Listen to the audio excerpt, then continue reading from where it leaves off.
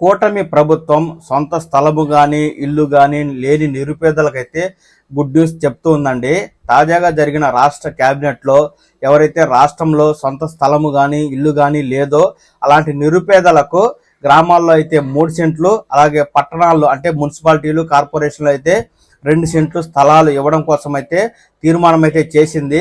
ఈ నేపథ్యంలో గృహ నిర్మాణ శాఖ మంత్రి పార్థసారథి గారు మాట్లాడుతూ గత వైసీపీ ప్రభుత్వం ముంపు ప్రాంతాల్లో స్థలాలు ఇవ్వడంతో అప్పటి జగనన్న కాలనీలలో చాలా మంది ఇల్లు నిర్మించుకోలేదని, చెరువులు శ్మశానాలలో స్థలాలు ఇవ్వడం ద్వారా ఇక్కడ ఇల్లు కట్టుకునేందుకు లబ్ధిదారులు ఆసక్తి చూపలేదని, ఈ విధంగా ఎవరైతే ఇల్లు నిర్మించుకోలేదో అలాంటి పట్టాలన్నింటినీ రద్దు చేసి వారికి కొత్తగా నివాస యోగ్యమైన ప్రదేశంలో గ్రామాల్లో 3 సెంట్లు, పట్టణాల్లో అయితే 2 సెంట్లు స్థలాలను ఇచ్చి కొత్త పట్టాలు ఇవ్వడమే కాకుండా ఇల్లు నిర్మించుకునేందుకు 4 లక్షల రూపాయల ఆర్థిక సహాయం అంటే రాష్ట్రంలో ఎన్టీఆర్ హౌసింగ్ స్కీము, కేంద్రంలో పిఎం ఆవాస్ యోజన పథకాన్ని అమలు చేసి 2 పథకాల ద్వారా 4 లక్షల రూపాయలు లబ్ధిదారులకు అందే విధంగా చర్యలు తీసుకుంటామంటూ మంత్రి గారు అయితే వెల్లడించారండి. అయితే ప్రభుత్వం ఇచ్చే ఈ ప్రభుత్వ స్థలాలకు సంబంధించి ఎవరు అర్హులు అనే విషయమై మంత్రి గారు గైడ్ లైన్స్ ను కూడా ఇక్కడ వెల్లడించారండి.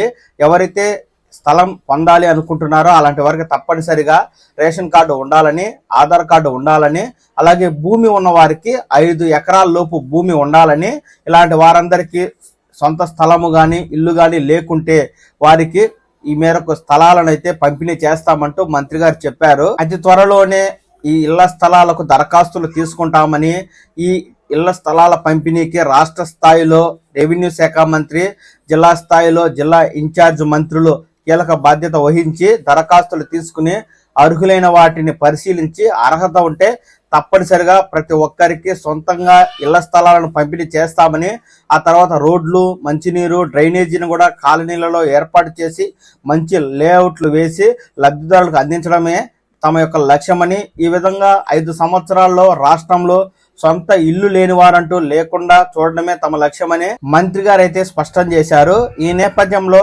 రాష్ట్ర ప్రభుత్వం అతి త్వరలోనే ఇళ్ల స్థలాలకు ప్రజల నుంచి దరఖాస్తులు తీసుకుని ఈ మేరకు వారికైతే పరిశీలించి స్థలాలను అయితే పంపిణీ చేయనుంది. ఈ నేపథ్యంలో జగనన్న కాలనీలలో ఇప్పటికే పట్టాలు పొందిన వారికి పట్టాలను కూడా రద్దు చేసి వారికి కూడా గ్రామాల్లో 3 సెంట్లు, పట్టణాల్లో 2 సెంట్లు స్థలాన్ని అయితే ప్రభుత్వం ఇస్తుందండి. అదేవిధంగా జగనన్న కాలనీలలో ఇప్పటికే అసంతృప్తిగా ఉన్నటువంటి ఇళ్లను కూడా రద్దు చేసి వారికి కూడా స్థలాలను పంపిణీ చేసి మళ్ళీ ఇల్లు నిర్మించుకునేందుకు ఇటు PM Awas Yojana, NTR housing scheme ద్వారా 4 లక్షల రూపాయల ఆర్థిక సహాయం అందించడమే కాకుండా వారు ఇల్లు నిర్మించుకునేందుకు ఆర్థిక సహాయం చేస్తూ ఈ మేరకు పలు మౌలిక వసతులను కూడా కల్పిస్తామంటూ మంత్రి గారు చెప్తున్నారు.